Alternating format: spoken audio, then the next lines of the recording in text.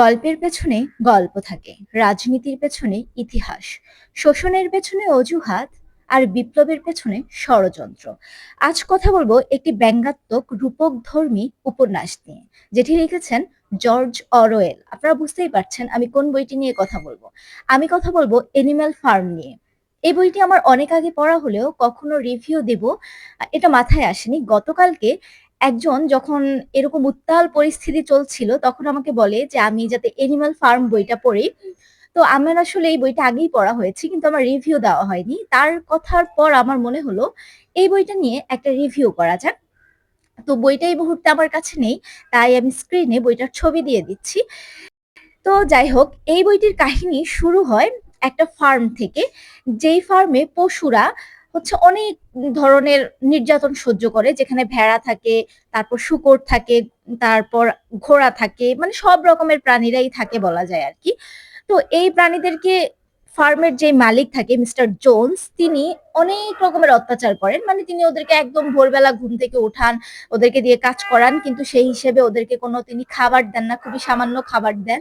এবং তাদেরকে দিয়ে যে ফসল উৎপাদন হয়, তাদের সাহায্যে যে ফসল উৎপাদন হয়, সে সবকিছু তিনি কি করেন, বাজারে বিক্রি করে দেন। এবং তিনি নিজে কোনো কিছু না করে তাদের শ্রমে একদম রাজার মতো জীবন যাপন করেন, যেটা আসলে পশুরা মেনে নিতে পারছিল না। এটা নিয়ে সর্বপ্রথম কথা বলে বয়স্ক ওল্ড মেজর, যে একজন শূকর থাকে, এবং তিনি এটা নিয়ে একটা স্পিচ দেন। তার কিছুদিন পরে হচ্ছে তিনি মারা যান। তখন এই পশুরা তাকে একজন বিপ্লবী হিসেবে মানে, এবং তিনি যে জায়গাটায় হচ্ছে ভাষণটা দেন, মানে স্পিচটা দেন, সেটা হচ্ছে তারা স্মৃতিচিহ্ন হিসেবে রেখে দেয়। এবং তার পরবর্তীতে তারা সিদ্ধান্ত নেয় যে তারা হচ্ছে মেজরের এই যে ওল্ড মেজরের যে ব্যাপারটা, মানে উনার যে কথাগুলো সেগুলোকে বৃথা যেতে দেবে না।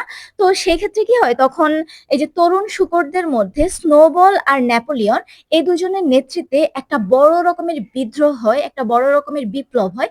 যে বিপ্লবের কারণে এই যে ফার্মের যে মালিক মিস্টার জোন্স, তিনি পালিয়ে যেতে বাধ্য হন। তখন ওই যে ফার্মটা, যেটার নাম ম্যানর ফার্ম ছিল সম্ভবত, সেটা পরিবর্তিত হয়ে কি হয়, এনিম্যাল ফার্ম নামকরণ হয়। এবার সেখানে সব রকমের পশুরা সুখে শান্তিতে জীবনযাপন করবে। সুখে শান্তিতে আসলে কি তারা জীবনযাপন করে? বিপ্লবের পর এই যে বিপ্লবের যে নায়করা, যে নেতারা, এরাই আসলে পরিবর্তন হয়ে যায়। তখন তাদের নীতিতে পরিবর্তন হয়, যে নীতিতে আমরা দেখতে পাই অল এনিম্যালস আর ইকুয়াল। কিন্তু তারা যখন নীতিটা পরিবর্তন করে তখন দেখা যায় all animals are equal but some are more equal than others. অর্থাৎ তারা বোঝাতে চায় যে আমরা বিপ্লব করেছি, আমাদেরকে একটু বেশি সুবিধা পেতে হবে, যেটা শূকর জাতিরা পেতে চায়। এবং তারা কি করে, তারা নানান রকমের নিয়ম পরিবর্তন শুরু করে, আর সেই নিয়মগুলোর পেছনে তাদের অনেক রকমের অজুহাত থাকে। তারা এমন ভাবে স্বৈর শাসন করে যাতে মানুষ সেটা নিয়ে প্রশ্ন না তুলতে পারে, আসলে মানুষ না, পশু প্রাণীরা সেটা নিয়ে প্রশ্ন তুলতে না পারে। তারা যাতে বলতে না পারে যে আপনারা কেন এই সুযোগ সুবিধাগুলো গ্রহণ করছেন। তাদের ব্রেইন এমন ভাবে ওয়াশ করানো হয়, এমন ভাবে বোঝানো হয় যে এটা আসলে তোমাদের ভালোর জন্যই আমরা করছি। তখন ওই যে বোকা শুকর, বোকা প্রাণীগুলা, যেগুলো আরগুলা যে ফার্মে ছিল, সেই ফার্মে আসলে তারাও মেনে নিতে বাধ্য হয়। তাদের ব্রেনটা ওয়াশ হয়ে যায়, তারা চিন্তা করে হ্যাঁ, আসলে ওনারা যদি একটু বেশি সুযোগ সুবিধা না পান তাহলে আমাদের কি হবে, আমাদের পরবর্তীতে কে নেতৃত্ব দিবে। তো ওই যে ফার্মের যে নিয়মগুলো ছিল, তাদের সবচেয়ে বড় শত্রু হচ্ছে মানুষ। মানুষের মতো কোনো কাজ করা যাবে না, বিছানায় শোয়া যাবে না, মদ খাওয়া যাবে না, পশুদেরকে হত্যা করে পশুদের মাংস খাওয়া যাবে না, তারপর আলাদা রুমে থাকা যাবে না। এইসব ব্যাপারগুলো শুকররা কি করে, নিজেদের মতো পরিবর্তন করা শুরু করে বিপ্লব হওয়ার পর। তারা বিপ্লবী নেতা এই অ্যাডভান্টেজ নিয়ে। তো সেখানে পশুরা আসলে আস্তে আস্তে বুঝতে পারে যে তাদের সাথে অন্যায় হচ্ছে, এবং তারা নিজেরাই নিজেদের অস্তিত্বটাকে ধীরে ধীরে হারিয়ে ফেলছে।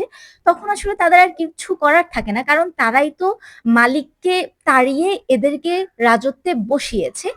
আর এখন তারা দেখতে পাচ্ছে তাদের যে মালিক ছিল মিস্টার জোন্স, সে এই যে বর্তমানে যে শূকররা নেতৃত্ব দিচ্ছে বা শূকররা সুবিধা ভোগ করছে, তাদের এই শূকরদের চেয়ে তাদের মালিক আরো বেশি ভালো ছিল। তখন তারা মনে করছে যে তারা বিকল্প হিসেবে যাকে এনেছে, সে আসলে কোনোভাবে এই বিকল্প হওয়ার যোগ্য না, কারণ সে আরো বেশি শোষণ করছে। আর যেই হচ্ছে এই শূকরদের বিরুদ্ধে কথা বলছে, তারা নানান ভাবে তাকে পদ থেকে সরিয়ে দেওয়ার চেষ্টা করছে। এবং এক সময় এটার শেষে গিয়ে আমরা এমন একটা কাহিনী দেখতে পাই, যে কাহিনীটা আমাদেরকে পুরোপুরি বুঝিয়ে দেয় যে বিপ্লব আসলে কখনোই একজনের সুবিধা বা ২ জনের সুবিধার জন্য হয় না। আসলে এই বিপ্লব যে ব্যাপারটা হয় এটার পেছনে অনেক বড় রকমের ষড়যন্ত্র থাকে। মানে আমরা ভাবি যে এটা হয়তো সামগ্রিক সবার জন্য আমরা করেছি। কিন্তু সুবিধাটা ওই সামগ্রিক সবার জন্য হয় না। সুবিধাটা বিশেষ কিছু শ্রেণীর মানুষদের জন্য হয়। জর্জ অরওয়েল এই বইটাতে আমাদেরকে দেখিয়েছেন আসলে যে বিপ্লবের পর নেতারা আ আর মানে বিপ্লবী থাকে না, তারা মানুষের শত্রু হয়ে যায়।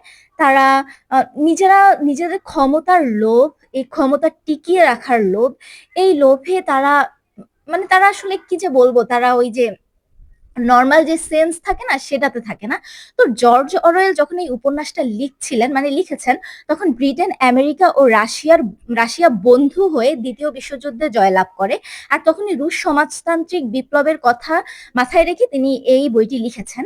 যেখানে তিনি আসলে পশু-পাখিদেরকে দিয়ে বুঝিয়েছেন মানে ওই সময়কার রাশিয়ার যে মানুষজনকে, রুশ মানুষজনকেই আসলে বুঝিয়েছেন। তো এইজন্যই তিনি এটা সরাসরি লিখতে পারছিলেন না। তিনি ব্যঙ্গাত্মকভাবে লিখেছেন। যাতে এটা নিয়ে পরে সমস্যা না হয়, তবুও অনেক প্রকাশক এই বইটি তখন প্রকাশ করতে চায়নি। আপনারা যারা হচ্ছে রাজনীতির যে মূল ব্যাপারটা, সেই ব্যাপারটা বুঝতে পারেন না বা আসলে একটা রাজনৈতিক দল, একটা দেশ, একটা বিপ্লব, একটা সংস্থার পেছনে কত রকমের চিন্তাভাবনা থাকে এবং এই যে বিপ্লব, এই বিপ্লবটা সবসময় কেন সফল হয় না, এই ব্যাপারগুলো বুঝতে হলে আপনার হচ্ছে এই বইটি পড়তে পারেন। এছাড়া আমি মনে করি প্রত্যেকটা মানুষের 'অ্যানিমাল ফার্ম' বইটি পড়া উচিত। কেন পড়া উচিত? কারণ হচ্ছে এই যে সে হচ্ছে গোপন জিনিসপত্র জানতে পারবে। আমাদেরকে যে হচ্ছে দাবিয়ে রাখা হয়, কেন দাবিয়ে রাখা হয় এবং কি অজুহাতে দাবিয়ে রাখা হয়, সেই ব্যাপারটি বুঝতে পারবে। তাছাড়া এই যে 'অ্যানিমাল ফার্ম' বইটা এটা আমাদেরকে অনেক কিছু শিক্ষা দেয়। আমাদের চোখ খুলে দেয় আরকি। আমাদের আশেপাশের শোষকদের চিনার জন্য, যারা শাসন করছে, যারা আমাদেরকে আ অনেক সময় হয় না? নিজের স্বার্থে প্রতিজ্ঞা করে যে, "তোমার জন্য এটা করব, তোমার জন্য সেটা করব।" কিন্তু ক্ষমতা পাওয়ার পর তারা আসলে কেমন হয়, তারা কিভাবে সুযোগ সুবিধাটা ভোগ করতে চায়, তারা কিভাবে আমাদেরকে ম্যানিপুলেট করে, এই ব্যাপারগুলো জর্জ অরওয়েল তার বইতে দেখিয়েছেন। আমি যেহেতু বইটি অনেকদিন আগে পড়েছি, তো এখানে হয়তো আমার কিছু ভুল হতে পারে। কারণ আমি এটা রিড করার সময় পাইনি আর। এখনই মানে একটু আগে ঘুম থেকে উঠে মনে হলো এই বইটা নিয়ে কথা বলা যাক, কথা বলা শুরু করেছি। তো যাই হোক মানে এই বইটা খুবই চমৎকার একটি বই। যারা এই বইটা এখনো পড়েননি, আমি আপনাদেরকে বলব আপনারা এই বইটি পড়ুন। আর যারা ভাবছেন যে কোন বই কিনবো বা কি কিনবো তারা এই বইটি উইশ লিস্টে রাখতে পারেন। অনেক প্রকাশনীর বইটির অনুবাদ এসেছে। তারপর এই বইটি সম্ভবত আপনি ফ্রিতেও পাবেন। তবে ইংরেজিটা, বাংলাটা নয়। বাংলা অনুবাদ প্রিমিয়াম পাবলিকেশনেরটা আমি পড়েছিলাম। আর আর কারোটা আমার আসলে মনে নেই। কিন্তু আমি অনেকগুলো অনুবাদ দেখেছি এই বইটার। তো যাই হোক, এই এই চলমান পরিস্থিতিতে এই চমৎকার বইটা আপনারা পড়তে পারেন। আশা করি আপনাদের ভালো লাগবে। আশা করি কি আমি বিশ্বাস করি এই বইটা আপনাদের ভালো লাগবে। তো আজকে এই পর্যন্তই। ভালো থাকুন, সুস্থ থাকুন। আল্লাহ হাফেজ।